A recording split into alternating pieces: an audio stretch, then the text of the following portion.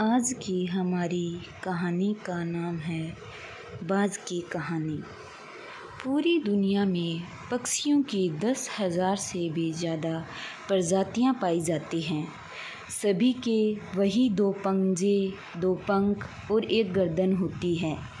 लेकिन इन्हीं में से एक ऐसा पक्षी है जिसकी एक अलग ही पहचान है, जो आसमान का सीना चीर के हज़ारों मीटर ऊपर 120 किलोमीटर पर आवर की रफ्तार से उड़ता है, जो खुद के कई गुना अधिक वज़न के शिकार को भी अपने पंजों पे दबोच कर उड़ जाता है और इसीलिए उसे पक्षियों का राजा कहा जाता है, जिसे हम बाज के नाम से जानते हैं।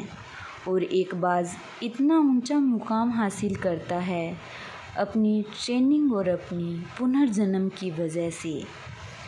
अगर आप भी इस दुनिया में एक मुकाम हासिल करना चाहते हैं तो एक बाज को बाज बनने का पूरा सफ़र आपको जानना बहुत ज़रूरी है, क्योंकि 25 से 30 की उम्र तक आने के बाद भी लोगों को रिस्क लेने से डर लगता है।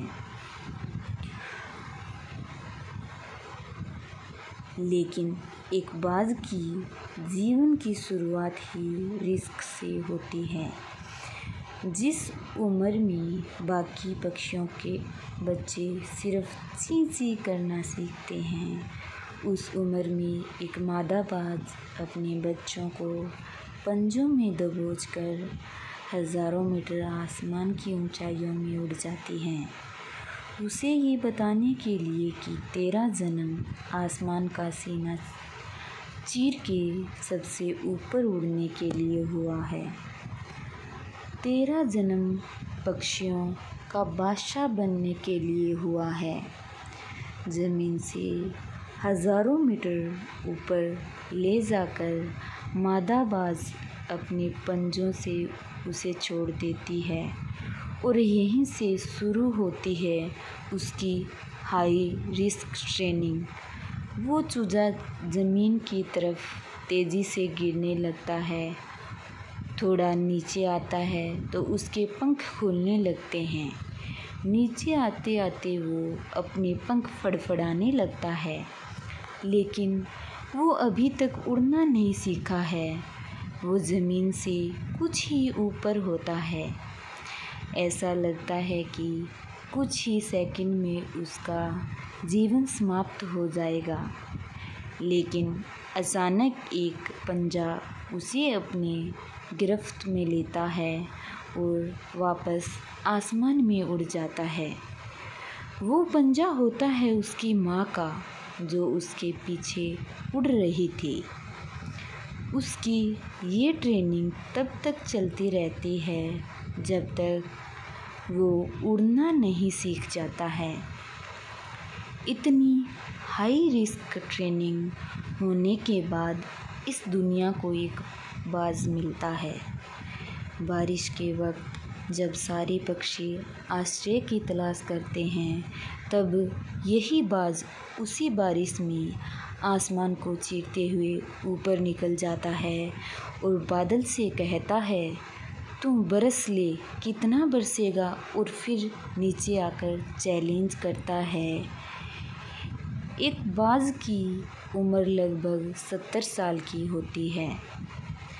जब वह 40 साल का होता है, तब एक परेशानी उसकी ज़िंदगी में मौत बनकर आती है, जो उसकी परेशानियों की तुलना में बहुत बड़ी होती है, क्योंकि 40 साल की उम्र में बाज की चोंच इतनी मुड़ जाती है कि उसे शिकार निगलने में बहुत परेशानी होती है।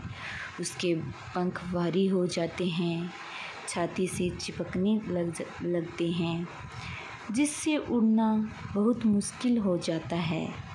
उसके पंजे लंबे और लचीले हो जाते हैं, जिससे वो शिकार को सही से नहीं पकड़ पाता है। अब उस बाज के पास सिर्फ 3 रास्ते होते हैं। पहला, वो अपना शरीर त्याग सकता है।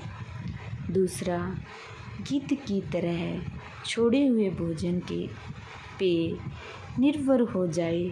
और तीसरा, सबसे कठिन और पीड़ादायक रास्ता अपने आप को पुनः स्थापित का फिर से आसमान का सीना चीर कर उड़ने का। और वो इसी तीसरे रास्ते को चुनता है और अपने पास के सबसे ऊंची चोटी पे पहुंच जाता है।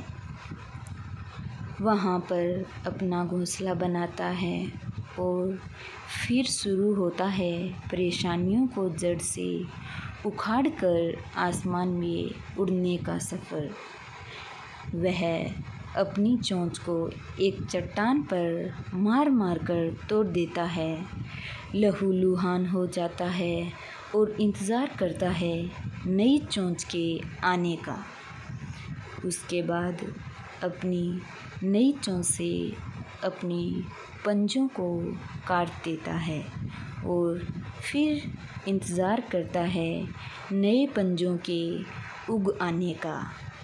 उसके बाद वह अपने एक एक पंख को अपने शरीर से अलग करता है और फिर इंतज़ार करता है नए पंख उग आने का।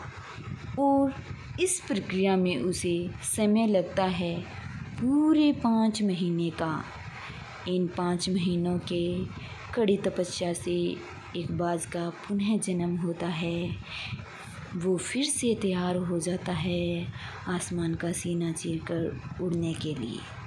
जो 3 रास्ते बाज के पास थे, वही 3 रास्ते आपके पास होते हैं। लेकिन कुछ लोग पहले रास्ते को चुनते हैं और परेशानियों के तले दबकर सुसाइड कर लेते हैं। ज़्यादातर लोग दूसरे रास्ते को चुनते हैं। वो परेशानियों का बोझ पड़ते ही अपने लक्ष्य को छोड़कर एक नॉर्मल लाइफ जीने लगते हैं। और कुछ वो लोग भी होते हैं जो इन परेशानियों को लात मारकर अपनी मेहनत के दम पर बाज की तरह आसमान की बुलंदियों को छूते हैं। दोस्तों, बाज की यह ट्रेनिंग हमें बहुत बड़ी सीख देती है कि अगर रिस्क लेना पड़े तो लो, कि अपने फील्ड में अपने आप को इतना ट्रेंड कर लो कि उस फील्ड में आपसे ऊपर उड़ने के बारे में सोचकर लोगों के पसीने छूट जाए। तभी आप अपने फील्ड के बादशाह कहलाओगे। अगर आपको हमारी कहानी अच्छी लगी हो तो please subscribe, like, share and comment कीजिएगा। और ऐसी ही नई नई कहानियों की अपडेट पाने के लिए बेल आइकन को प्रेस कीजिएगा। Thank you.